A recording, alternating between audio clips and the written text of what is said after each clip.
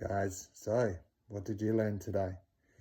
Well, I like to learn at least one new thing every day, and my prayer is that you have as well learned something today.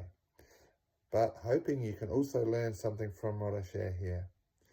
And I'm going to share about what I call the gap tonight, and I'm reading pretty much straight from a book that I'm reading at current, which is called To Catch the Chatterbox.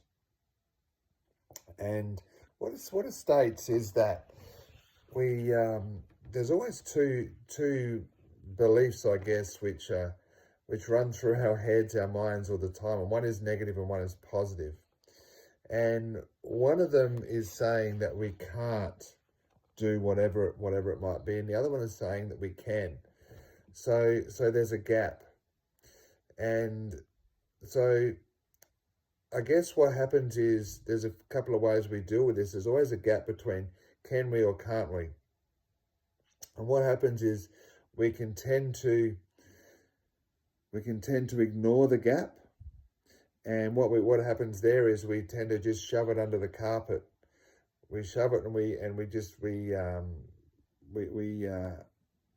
forget that it actually happened. And the gap can be like disappointments in our life and things where maybe the outcomes haven't been what we wanted. So we just put it under the covers or under the carpet, so to speak. But what happens with that is we don't actually really deal with it. So it actually grows and it festers and it comes out eventually, which can be quite ugly. The second way we can deal with this is we can actually give in to the disappointment or the gap. And we say things along the lines of, I'm not worthy, I'm not good enough.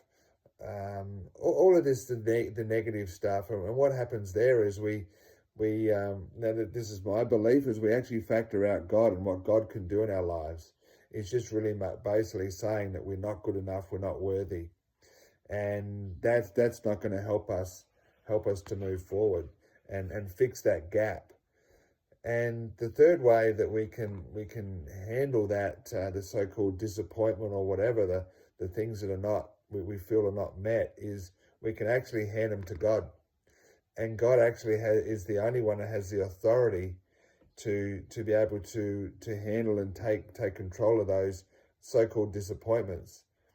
So it was a real learning for me, and look, it's something that I've been doing, but I have to get out of my own head, and I know that when I hand things over to Him, that they get handled because He has the authority to take care of them. That they're not mine; they're actually His to take care of. So yeah, look, understanding that that's my belief. You don't have to believe the same thing, but for me, that's made all the difference. I don't have to carry the disappointment, but also I don't hide it. I actually deal with it and I hand it over, and I move forward with my life. So yeah, my prayer is that someone gets something out of that, and just, wherever you're at, you may not have the same belief as me, but just remember that God does love you and Jesus loves you. And I'm sending love also. I do believe in you. And feel free to reach out if there's something that resonates tonight for you. And God bless.